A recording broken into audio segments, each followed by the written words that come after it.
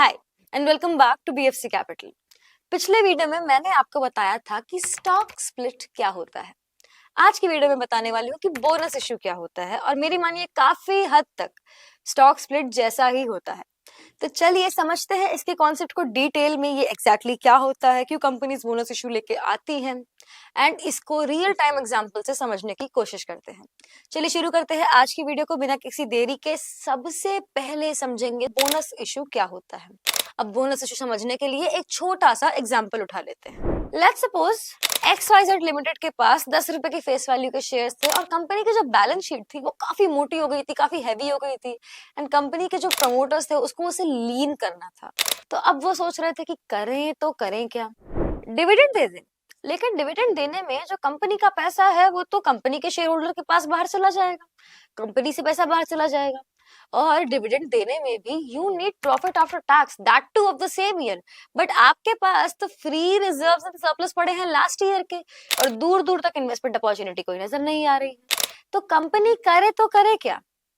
It must be sounding a little familiar, है ना?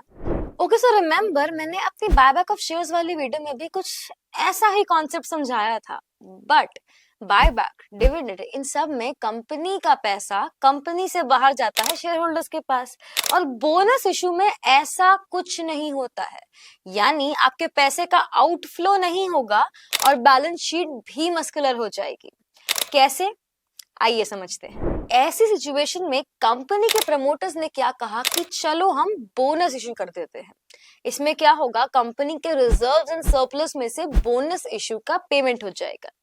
आइए एक एग्जांपल देख लेते हैं। लेट्स सपोज आपने बोनस इशू किया 1:1 के रेशियो में, तो आपकी जो पहले पेड अप कैपिटल थी वो 100 करोड़ थी, अब बढ़ के हो जाएगी 200 करोड़।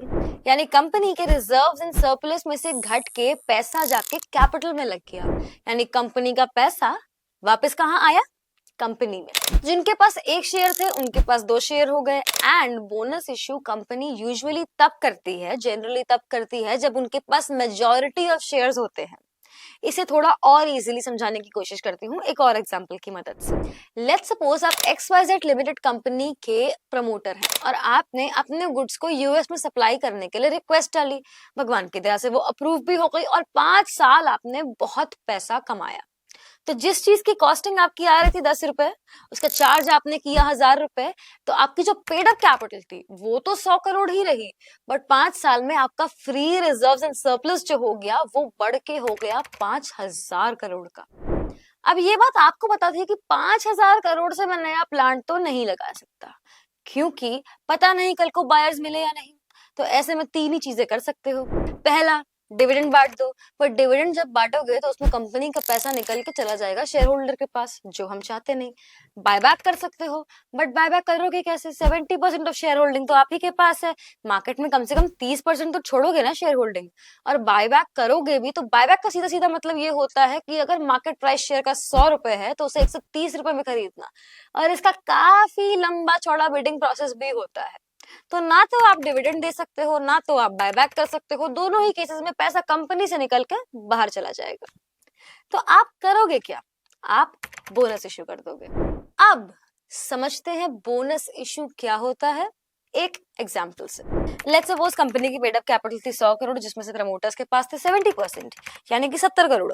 कंपनी ने बोनस इशू किया 1:5 के रेशियो में, यानी जिसके पास एक शेयर होगा उसको 5 शेयर एक्स्ट्रा मिल जाएंगे। तो कंपनी के प्रमोटर्स के पास 70 करोड़ के शेयर्स थे, उनके पास अब 420 करोड़ के शेयर्स हो गए। यानी 70 करोड़ के शेयर के बदले प्रमोटर्स के पास 1:5 के रेशियो के हिसाब से 420 करोड़ शेयर्स हो जाएंगे और शेयर होल्डर्स के पास रह जाएंगे 180 करोड़ शेयर। अब कंपनी की जो पेड अप कैपिटल थी वो हो जाएगी 600 करोड़, जिसमें से 70% प्रमोटर्स के पास है और 30% शेयर होल्डर्स के पास।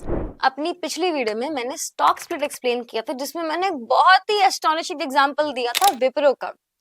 आइए बोनस इशू को भी विप्रो के ही एग्जांपल से एक बार फिर से समझने की कोशिश करते हैं। विप्रो कई बार स्टॉक स्प्लिट के साथ साथ बोनस इशू भी लेके आई है। तो अगर मिस्टर ए ने 10,000 विप्रो के 100 शेयर में इन्वेस्ट किए होते तो पहले बोनस इशू के बाद, जो कि आया था 1981 में 1:1 के रेशियो में, उसके बाद उनके शेयर हो जाते 200। नेक्स्ट बोनस इशू आया 1985 में, अगेन 1:1 के रेशियो में, तो अगेन शेयर्स उनके हो जाते 200 से 400 शेयर्स। ऐसे कई बोनस इश्यूज के बाद मिस्टर ए के पास होते 68,26,667 शेयर्स एंड उनके एक शेयर का मार्केट प्राइस होता 566 रुपीज। हैंस उनके इन्वेस्टमेंट की टोटल वैल्यूएशन होती 386 करोड़ अप्रोक्सीमेटली।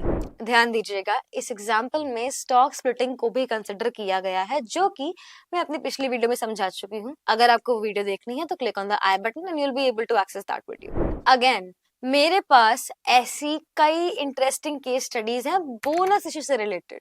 तो if you are someone that is interested and wants to know more about bonus issue or wants to study bonus issue in detail, drop your details in the comment section below and our team will be happy to reach out to you with all the right data. So this was all about bonus issue from our end.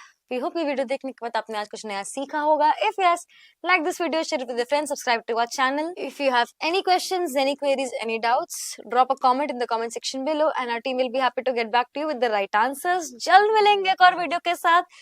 Press the bell icon for instant updates.